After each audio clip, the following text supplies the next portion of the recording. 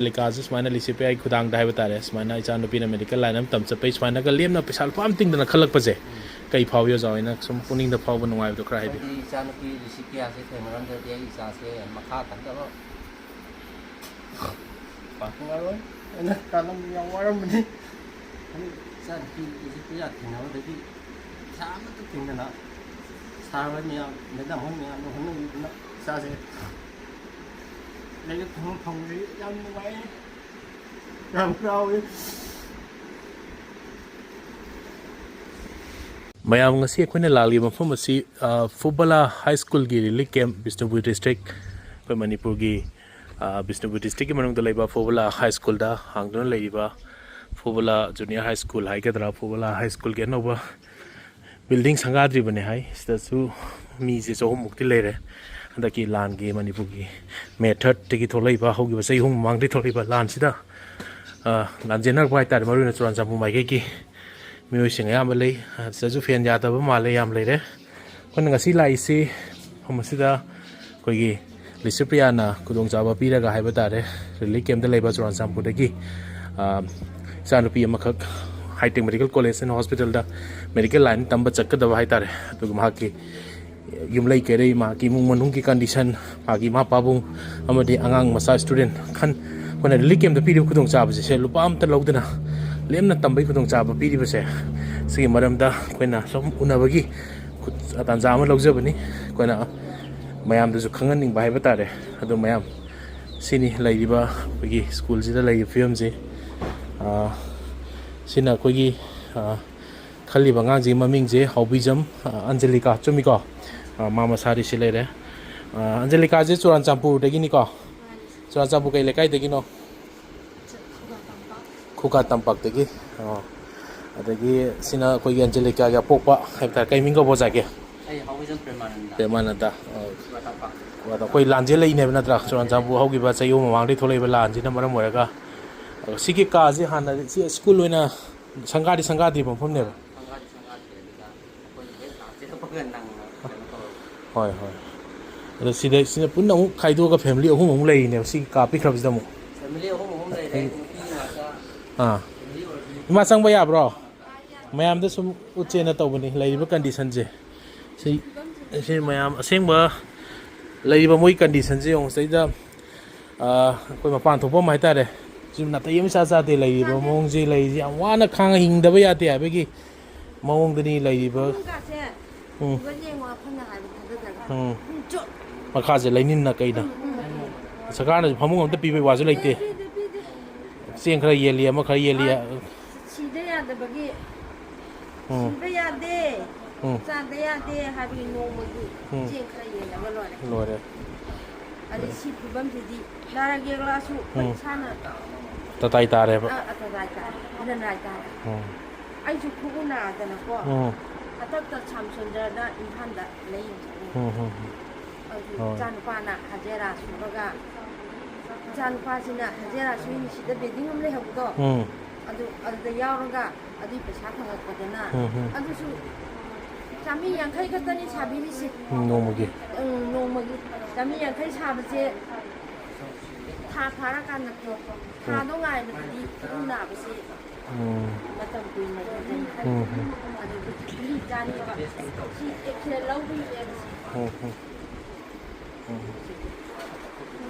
si lau ni si guli cha ba si khra di yang e ba ko hoi hoi khra yang a su arum ba yang hoi lakhi ke koi ma sini lai ba sem ya pm sa dana lai hai tare lai ba condition je do Anjellika ga ju unage Anjellika nang hantak ki khoi gi high tech medical college and hospital nang maming han tara mani ko nang nazik like medical line da tamba chatui je nang sumaina sum khalak pa degi khudok sa phang bu je nang kai phawi da habitang hairo yam hao ko e sa na ko bi awa ko di la ga ku ma ten kam bi le se yam ngai ge ado lisipia da kai haininge koina tawri je ma manau pi hoi ni class 9 ka denga ri mo dri kai haininge yam ngai ko di awa ko se bi la ga ꯑꯗꯨꯝ ꯍꯥꯏꯌꯣ ꯅꯪ ꯊꯃꯣꯏꯗ ꯐꯥꯎꯕꯗꯣ ꯀꯩ ꯍꯣꯏ ꯑꯗꯣ ꯅꯪ ꯍꯥꯟꯅ ꯑꯗꯣ ꯍꯥꯏꯗꯤ ꯑꯉꯥꯡꯁꯤꯡ ꯃꯔꯨꯑꯣꯏꯅ ꯂꯥꯟꯖꯦꯜꯂꯛꯄꯁꯤꯅ ꯑꯍꯟꯁꯤꯡꯗꯤ ꯈꯔ ꯐꯔꯦ ꯍꯥꯏꯇꯥꯔꯦ ꯑꯃꯔꯣꯝꯗ ꯈꯥꯡꯉꯒꯦ ꯑꯉꯥꯡꯁꯤꯡ ꯍꯧꯔꯛꯏꯕ ꯃꯍꯩꯔꯣꯏꯁꯤꯡ ꯁ꯭ꯀꯨꯜ ꯊꯥꯗꯣꯛꯑꯒ ꯆꯦꯜꯂꯛꯄ ꯃꯌꯥꯝꯗꯤ ꯃꯥꯏꯀꯩ ꯈꯪꯗꯅ ꯁꯂꯥꯏ ꯈꯪꯅ ꯆꯦꯟꯅꯕꯅꯤꯅ ꯂꯣꯏꯅ ꯃꯥꯡꯉꯒ ꯂꯩꯕꯩ ꯃꯑꯣꯡꯗꯅꯦ ꯍꯧꯖꯤꯛ ꯂꯩꯔꯤꯁꯦ ꯑꯉꯥꯡꯁꯤꯡꯁꯦ 12 ꯂꯣꯏꯕꯅ 11 ꯇꯝꯁꯤ ꯀꯗꯥꯏ ꯄꯩꯁా ꯉꯥꯛꯇꯅꯤ ꯆꯪꯅꯔꯤ ꯃꯇꯝꯁꯤꯗ ꯆꯪꯉꯤꯁꯦ 12 ꯂꯣꯏꯕ ꯀꯥꯡꯕꯨꯅ ꯑꯃꯨꯛ ꯀꯣꯂꯦꯖ ꯇꯧꯊꯕꯁꯨ ꯑꯃꯨꯛ ꯃꯣꯏꯒꯤ ꯑꯉꯥꯡ ꯑꯣꯏꯅ ꯅꯤꯡꯖꯔꯛꯄ ꯃꯪꯂꯥ ꯂꯣꯏ ꯂꯩꯔꯤꯅꯤ ꯗꯣꯛꯇꯔ ꯑꯣꯏꯕ ꯏꯟꯖꯤꯅꯤꯌꯔ ꯑꯣꯏꯕ ꯅꯠꯇ꯭ꯔꯒ ꯑꯃ ꯇꯧꯒꯦ IAS ꯑꯣꯏꯒꯦ ꯅꯠꯇ꯭ꯔꯒ ꯑꯩ ꯑꯣꯖꯥ ꯑꯣꯏꯒꯦꯅ ꯍꯥꯏꯁꯤꯡꯁꯤ ꯌꯥꯝꯅ ꯐꯤꯕꯝ ꯆꯥꯗꯕ ꯍꯥꯏꯕ ꯇꯥꯔꯦ ꯑꯗꯣ ꯍꯟꯗꯛ ꯂꯤꯁꯤꯄꯤꯌꯥꯒꯤ ꯐꯥꯎꯟꯗꯦꯁꯟꯅ ꯇꯧꯔꯒ ꯅꯪ ꯍꯥꯏꯇꯦꯛꯇ ꯇꯝꯕ ꯆꯠꯄꯁꯦ ꯑꯩꯈꯣꯏꯒꯤ ꯁꯥꯏꯠꯇꯒꯤ ꯄꯩꯁꯥ ꯂꯨꯄꯥ ꯑꯃ ꯂꯧꯗꯦꯀꯣ ꯅꯪ ꯂꯥꯏꯔꯤꯛ ꯇꯝꯕ ꯈꯣꯠꯄꯒꯤꯗꯤ ꯍꯣꯏ ꯑꯗꯣ ꯁꯨꯝꯕ ꯈꯨꯗꯣꯡꯆꯥꯕ ꯃꯃꯥꯡꯗ ꯑꯉꯥꯡ ꯐꯅꯌꯥꯝ ꯌꯥꯝꯃꯦ ꯃꯃꯥꯡ ꯆꯍꯤꯁꯨ 60 ꯈꯜꯂꯤ ꯑꯗꯨꯒꯤ ꯃꯃꯥꯡꯗꯁꯨ ꯃꯌꯥꯝ ꯈꯟꯈ꯭ꯔꯦ ꯑꯗꯨꯒ ꯑꯗꯨꯝ ꯔꯤꯂꯤꯐ ꯀꯦꯝꯞ ꯇꯝꯕ ꯑꯉꯥꯡ 10 ꯍꯦꯟꯅ ꯌꯥꯎꯋꯦ ꯍꯥꯏꯇꯥꯔꯦ ꯃꯃꯥꯡ ꯆꯍꯤꯁꯨ ꯑꯩꯈꯣꯏꯅ ꯈꯟꯕ ꯃꯇꯝꯗ ꯑꯩꯈꯣꯏꯅ ꯈꯜꯂꯤꯁꯦ ꯔꯤꯂꯤꯐ ꯀꯦꯝꯞꯇ ꯂꯥꯛꯄ ꯈꯨꯗꯤꯡꯃꯛꯇꯤ ꯂꯣꯏꯅꯃꯛꯇꯤ ꯈꯨꯗꯣꯡꯆꯥꯕ ꯄꯤ ꯉꯝꯗꯦ ꯈꯔ ꯈꯟꯒꯠꯄ ꯃꯔꯥꯏꯕꯛ ꯐꯕ ꯍꯥꯏꯕ ꯇꯥꯔꯦꯀꯣ ꯂꯩꯔꯤꯕ ꯑꯉꯥꯡꯁꯤꯗꯤ ꯂꯤꯁꯤꯡ ꯐꯅꯌꯥꯝ ꯌꯥꯝꯅ 10-20 ꯍꯦꯜꯂꯝꯒꯅꯤ ꯈꯨꯗꯤꯡꯃꯛꯇꯤ ꯃꯇꯦꯡ ꯄꯥꯡꯕ ꯉꯝꯗꯦꯕꯀꯣ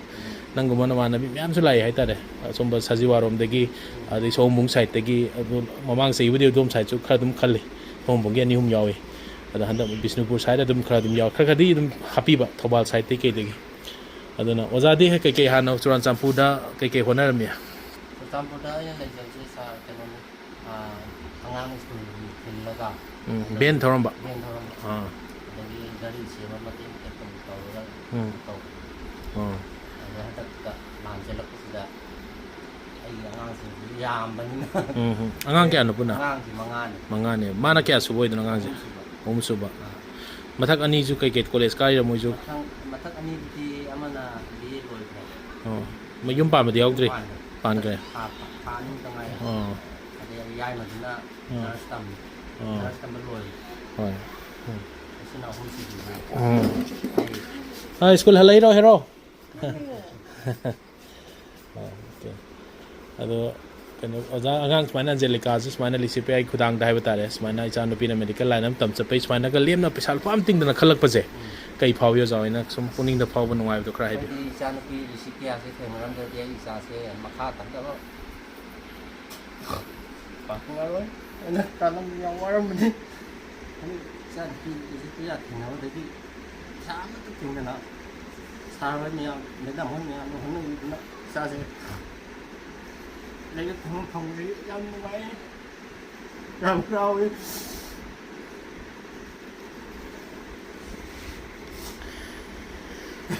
ꯀꯔꯤ ꯍꯥꯏꯒꯗꯕꯅꯣ ꯍꯥꯏꯕ ꯈꯪꯗ꯭ꯔꯦ ꯌꯥꯝꯅ ꯃꯃꯥꯗꯤ ꯎꯗꯦ ꯀꯗꯥꯏ ꯆꯠꯈꯤꯕ ꯃꯃꯥꯗꯤ ꯃꯃꯥꯁꯦ ꯉꯁꯥꯏ ꯄꯥꯎꯁꯦ ꯈꯤꯇꯪ ꯊꯦꯡꯕꯗꯨꯗ ꯃꯃꯥꯁꯦ ꯊꯕꯛ ꯑꯃ ꯆꯠꯀꯅꯤ ꯆꯠꯊꯣꯛꯈ꯭ꯔꯕ ꯃꯥꯁꯦ ꯅꯪꯅꯕꯗꯤ ꯇꯧꯕꯅꯤ ꯑꯗꯨ ꯍꯧꯖꯤꯛꯅ ꯑꯣꯖꯥ ꯍꯤꯡ ꯉꯝꯅꯕ ꯀꯩꯀꯩ ꯍꯣꯠꯅꯔꯤ ꯍꯧꯖꯤꯛꯁꯦ ꯑꯩ ꯑꯣꯟꯂꯥꯏꯟꯒꯤ ꯈꯔ ꯆꯠꯂꯝꯕꯅꯦ ꯑꯗꯣ ꯑꯣꯟꯂꯥꯏꯟꯁꯦ ꯍꯧꯖꯤꯛ ꯍꯥꯏꯋꯦ ꯕꯟ ꯇꯧꯕꯗꯒꯤ ꯀꯣꯔꯤꯌꯔ ꯀꯩ ꯇꯧꯕ ꯑꯃꯥꯖꯣꯟ ꯗꯦꯂꯤꯚꯔꯤꯒꯨꯝꯕꯁꯦ ꯐ꯭ꯂꯤꯞꯀꯥꯔꯠꯀꯤ ꯆꯠꯂꯝꯕꯅꯦꯕ ꯑꯗꯨꯁꯨ ꯑꯃꯨꯛ ꯇꯣꯛꯑꯦ ꯑꯗꯨꯁꯨ ꯑꯃꯨꯛ ꯇꯣꯛꯑꯦ ꯍꯧꯖꯤꯛ ꯀꯔꯤꯝꯇ ꯇꯧꯗꯕꯤꯗ ꯂꯩꯔꯦ ꯑꯗꯨꯅ ꯇꯧꯔꯤ ꯑꯗꯒꯤ ꯑꯩꯈꯣꯏꯒꯤ ꯁꯔꯀꯥꯔꯅ ꯈꯔ ꯑꯩꯈꯣꯏꯒꯤ ꯔꯦꯟꯁꯤ ꯑꯣꯏꯅ 3-4 ꯁꯥꯕꯗꯣ ꯅꯣꯡꯃꯗ ꯑꯗꯨꯁꯨ ꯍꯧꯖꯤꯛꯀꯥꯟꯗꯤ ꯗꯤꯂꯦ ꯇꯧꯔꯒ ꯇꯥꯡ ꯑꯃꯗ ꯀꯥꯞꯄꯝꯒꯗꯕꯗꯣ ꯍꯧꯖꯤꯛꯇꯤ ꯇꯥꯡ 19 ꯌꯧꯔꯦ ꯍꯧꯖꯤꯛꯐꯥꯎ ꯀꯥꯞꯄꯤꯔꯛꯇ꯭ꯔꯦ ꯏꯆꯥ ꯂꯥꯏꯔꯤꯛ ꯇꯝꯕꯗ ꯌꯥꯝ ꯋꯥꯔꯦ ꯆꯥꯕ ꯈꯛꯇꯒꯤꯁꯨ ꯋꯥ ꯅꯠꯇꯅ ꯁꯤꯒꯤ ꯐꯃꯨꯡꯁꯤꯗ ꯑꯗꯨꯝ ꯄꯨꯟꯅ ꯇꯨꯃꯤꯟꯅꯔꯤꯅꯦꯕ ꯑꯉꯥꯡ ꯄꯨꯟꯅ ꯀꯌꯥꯅꯣ ꯑꯣꯖꯥꯒꯤ ꯄꯨꯟꯅ ꯍꯧꯖꯤꯛ ꯂꯩꯍꯧꯔꯤꯁꯤ ꯃꯔꯤ ꯑꯣꯏꯗꯣꯏꯔꯥ ꯂꯩꯍꯧꯔꯤꯁꯤꯅ 2 ꯈꯛꯇ ꯉꯥꯏꯔꯦ 2 ꯈꯛꯇꯪ ꯃꯃꯥꯅꯦ ꯃꯄꯥꯅꯦ ꯏꯆꯥꯅꯨꯄꯤ 2 ꯏꯆꯥꯅꯨꯄꯤ ꯑꯃꯒ ꯅꯨꯄꯥ ꯑꯃꯗꯨꯁꯨ ꯑꯩꯈꯣꯏꯒꯤ ꯅꯨꯄꯤꯒꯤ ꯈꯨꯗꯣꯡꯆꯥꯕ ꯄꯤꯕ ꯍꯥꯏꯇꯥꯔꯦ ꯑꯗꯨꯗ ꯒ꯭ꯂꯣꯖꯝ ꯁ꯭ꯀꯨꯜꯗ ꯇꯝꯈ꯭ꯔꯦ ꯕꯣꯔꯗꯤꯡꯗ ꯂꯩꯔꯦ ꯐꯔꯦ ꯑꯗꯨꯅ ꯑꯩꯈꯣꯏꯁꯨ ꯀꯌꯥꯝ ꯉꯝꯕꯗꯤ ꯉꯝꯗꯦ ꯍꯥꯏꯇꯥꯔꯦ ꯑꯩꯈꯣꯏꯅ ꯉꯝꯖꯕ ꯄꯥꯡꯒꯜ ꯊꯧꯅꯥ ꯈꯔ ꯃꯆꯦꯠꯇꯨꯗ ꯑꯩꯈꯣꯏꯅꯁꯨ ꯑꯉꯝꯕ ꯃꯇꯦꯡ ꯄꯥꯡꯖꯕꯅꯤ ꯏꯆꯥꯅꯨꯄꯤꯒꯤ ꯁꯨꯃꯥꯏꯅ ꯑꯩꯈꯣꯏꯅ ꯈꯨꯗꯣꯡꯆꯥꯕ ꯃꯄꯥꯟ ꯂꯝꯗꯒꯗꯤ ꯃꯪꯗꯧ ꯃꯪꯉꯝꯃꯣꯏ ꯍꯥꯏꯇꯥꯔꯦ ꯑꯣꯖꯥ ꯍꯣꯏꯁꯤ ꯅꯠꯇ꯭ꯔ ꯁꯨꯃꯥꯏꯅ ꯏꯆꯥꯅꯨꯄꯤ ꯃꯄꯥꯟꯗ ꯂꯥꯏꯔꯤꯛ ꯇꯝ ꯊꯥꯅꯤ ꯔꯤꯂꯤꯐ ꯀꯦꯝꯞ ꯂꯩꯔ ꯀꯥꯏꯁꯦ ꯄꯨꯔꯥ ꯃꯪꯒ ꯆꯞ ꯃꯥꯟꯅꯕ ꯀꯃꯥꯏꯅ ꯇꯧꯕꯁꯦ ꯂꯣꯏꯔꯒ ꯑꯩꯁꯦ ꯀꯗꯥꯏꯗ ꯇꯝꯗꯣꯏꯅꯣ ꯈꯟꯕꯗ ꯃꯊꯥ ꯁꯥꯔꯝꯕꯅꯦ ꯑꯗꯣ ꯏꯆꯥꯅꯨꯄꯤꯗ ꯌꯥꯔꯦ ꯊꯦꯡꯅꯔꯨꯕꯗꯒꯤ ꯄꯨꯔꯥ ꯑꯋꯥꯕ ꯑꯃꯅꯤ ꯄꯨꯔꯥ ꯀꯣꯛꯑꯦ ꯋꯥꯏ ꯑꯃ ꯁꯪꯕꯗꯣ ꯍꯣꯏ ꯑꯋꯥꯕ ꯃꯌꯥꯝ ꯊꯦꯡꯅꯔꯁꯨ ꯁꯨꯃꯥꯏꯅ ꯏꯆꯥꯅꯨꯄꯤ ꯁꯦꯝꯕ ꯉꯝꯅꯤ ꯍꯥꯏꯕꯒꯤ ꯋꯥꯈꯜꯗ ꯑꯃ ꯆꯥꯎꯊꯣꯛꯆꯕ ꯑꯃꯗꯤ ꯂꯩꯔꯦꯕ ꯃꯥꯒꯤ ꯑꯩꯈꯣꯏꯅ ꯀꯣꯂꯦꯖ ꯐꯥꯎ ꯀꯥꯍꯟꯕ ꯉꯝꯃꯔꯣꯏꯅ ꯈꯜꯂꯝꯕꯗꯣ ꯑꯗꯨꯒ ꯍꯧꯖꯤꯛ ꯃꯦꯗꯤꯀꯦꯜ ꯀꯣꯂꯦꯖ ꯑꯃꯗ ยิงจันทร์ฟังว่าข้าวของเสร็จข้าวที่เป็นอะไรมาแล้ว ngana di flight ticket juga kre ready loi le de sik to sat pai ko sai puna ba khona ba de gi sik ti sat aduna subaina mayam relief camp da leiba sing puning handa bagi mohta hai ta ne angang sing afaba le ga di konum pau phabi ro le sepria ka gu jam da mayam ya ngamba ya loi ma ngam daga su ngamba khoina ngamba chang da leibo re ga di ngam teng pang jage khoina pa sing manga tara mateng pango du ring ha ke haw bom sa ba da loi gi ni subaina pun si khoina maman yama bai ta mapa nai da bas mana like tam gi pura dai ta ga lo khoina thari se mamal yami miyam na ju understand to binaga simba khudong sa se lobiyo khoina isa Anjellika like tam tha da khoi da kana ba ka su leite ai cha ju na te ma ju na te khandok pa ye adu bu ngasi leiba ki da mo da wa ba tan ja ja kari mo khadang moi da mateng pang ga di moi gi tungi laiba masam ta lepsa ba ngamani khan ba ya sa du da ni khona ngasi sit phang ba da wa ra ba hajing matang competition na kunga ba medical line ji da khona sit ama pibi dana twaina tamba tha ri se khoi ju am laiba phabne na isa mak semjau phang mane na khona ju lojai hai ta ro sa isa mak ni khalaga ni khona tawri si ju hena mai pa phu jo yo Anjellika 12 ta dpc kya chale se first class yaw ina tra hoi la laksi da dum adu jam pai ko maina nang 12 loi handak loi mang sei loi ra handak loi bane ko fresher jo ai maina koina tammi bangang singsi khallau jo scholarship yam ma koina foreign dagi khangde to ba mapan gi reliance dagi ni khangde yam ma mateng pang bi raga hai ba tare sa ba do ro ma do ro angang singsi adu angam ba pangi hai ba tare aduna kasu ninga ningai leite mayam ju koida pau bi ro any nurse tamge haibra MBBS tamge haibra ade top paramedical tamge haibra engineering tam chake haibra magi qualifying gi eligibility criteria abdi loi laigani amaga magam tamanate physiotherapy gi orsu pharmacy orsu smaina mayam ju khangda ba orsu khangna wi tamjani khone asi video namjari se yamna video number khopa pamba gi relief camp sappa gi nate khangda ba moi ju video ji thengna badi lai na tro noi jo Facebook thengna nam dadi la oi duine ba natra aduna mayam ju hena yongna bani khone ngasi lai je na mayam fiam swe awabadi wari di mayam le mani adubu mayam jo ngamba relief camp da leiba singje nungsibiu hai tare sakana ju nungsibiu moiji koi khonjel thoktra ba patra hai ba tare ko puang ni hanga ba thada ba da makon di am hawra da ba adubu khangi ni adubu kai be yade ko pa yade adana ko aduna mayam na ju nungsibiu yam no ngaren Anjellika ko mangoloiro ko za so cha na pi je mai papa amuna no ma pom po ga no ai phaba yung ga no ba sadana long lai dana cha na pi na phagalak ta na hai ta re ko ya no ngai jare ko